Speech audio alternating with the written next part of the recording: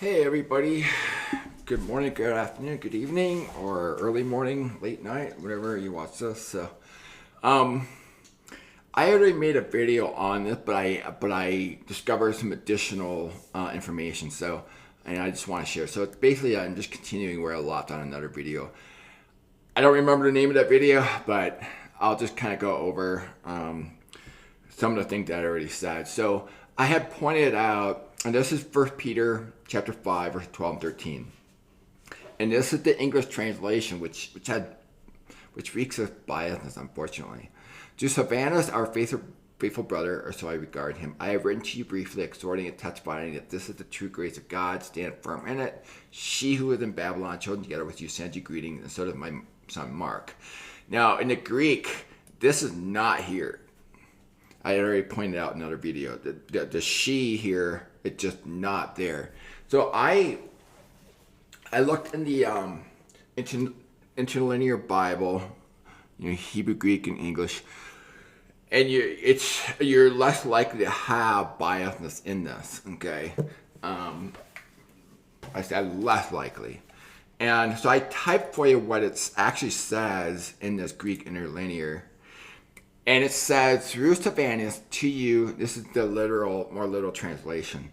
Through Silvanus to you, the faithful brother, as I reckon, via a few words I wrote, exhorting and witnessing this to be the true grace of God, which you stand, greets you, the in Babylon fellow elected and Mark son of me. And notice the word she is not in here. It makes you wonder, where did this come from? And it's throwing people off. People are not looking into this. The word she, and going back to what I read earlier, the English translation. She, it's not there. So if we follow the basic rule of grammar, hold on a second here.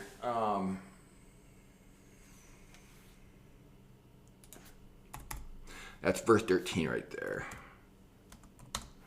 And this is verse 12. Okay. To be the true grace of God in which you stand, greets you in the Babylon fellow elected and Mark, the son of me. So this is obviously referring to Silvanus here. It greets them in Babylon. And he would have been the one to write for Peter, exhorting and witnessing this. Okay, to be the true grace of God. So Silvanus was the one that wrote First Peter for Peter. That's what I'm getting out of this. And he mentioned to greet you in the Babylon. Okay, so what's interesting is when you look up, I raised the question too online, where in Egypt was papyrus made in the first century? So it's the Nile Delta region. Okay, now why is that important? When you think of logistics and trying to be as cheap as you can with the cost of papyrus, they didn't have paper back then. It makes sense that Peter would have chosen Silvanus, who was in Babylon at the time. Now it's been renamed to Fortress of Babylon year 300, unfortunately. Okay, but at the time Peter wrote, had Silvanus write First Peter, it was referred to as Babylon at the time. So if you go to the timeline.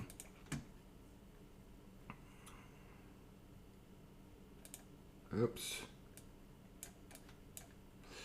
Let's go to the timeline here.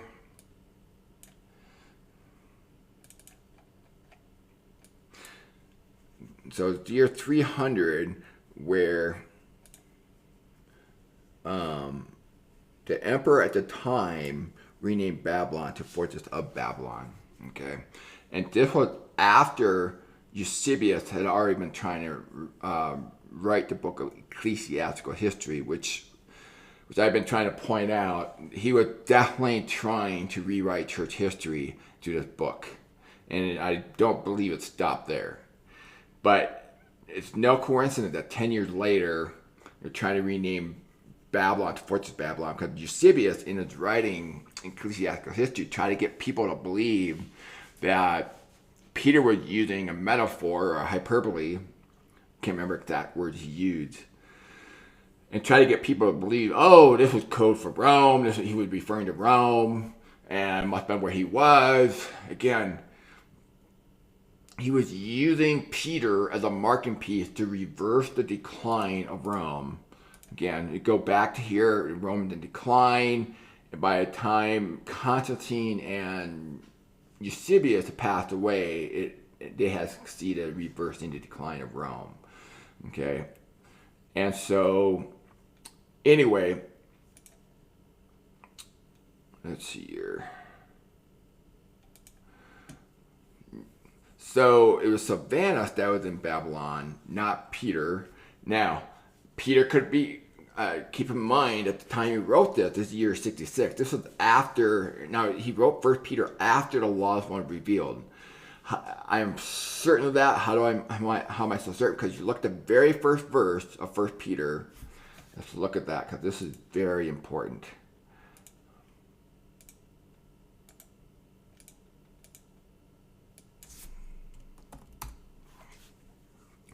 To those who reside as strangers scattered. Okay, now he is writing to, now keep in mind, he was an apostle Jew, not Gentile. So you have to look at this from a Jewish perspective. So he's telling the 5 churches, the Jews who came to Christ, that they reside as strangers. What's the opposite of stranger? It's somebody that you know. Okay? What's the opposite of scattered? It's gathered. So he was hinting them it was time to go. I've said in many videos, he had to write it this way because he could not afford to have risk the persecution following them on their way to get their gathering. And this was he was hinting them where to go. Alrighty. So this also suggests that Mark was probably in Babylon too. Now, according to Eusebius, which is not, again, a not very reliable source, Eusebius claimed that he was in Alexandria, Egypt. Okay, it's possible that was true. We have to exercise a lot of discernment reading church history. There's a severe lack of amongst apologists today, especially Catholic and Orthodox apologists. They're not doing a whole lot to exercise discernment. But anyway, so it could be that Mark was in Babylon at the time. And they had to have moved after the sign of the Son of Man occurred in the sky, the judgment was about to take place. That's when the mission of Matthew 10:23 ended. They would have, we go to Matthew 2, we know that Egypt in the Jewish mind was a safe place. So it just makes sense they would have gone to Egypt. And we also know at the time, papyrus would have been the cheapest to obtain in Egypt. And so what I wanted to point out to you, again, well, actually we go back to here when I asked the question, where in Egypt was papyrus made? It's in the Nile Delta region. Let's take a look at that in the map. And lo and behold, it's right next to Babylon, where Peter and Sylvanus would have been when they wrote 1 Peter. Coincidence? No. I don't think so. And not that this is significant, but the direction of the Nile flowed north, by the way. I'll have to look into that, like how that impact papyrus. But it flowed outward in this direction. And so it just makes sense. He would have made the papyrus, and Sylvanus was there. If he needed to make copies of stuff, he was there. Good chance that Mark was there. I made a video where I pointed out a very good chance that Mark, Peter's son, would have made the original compilation of the New Testament.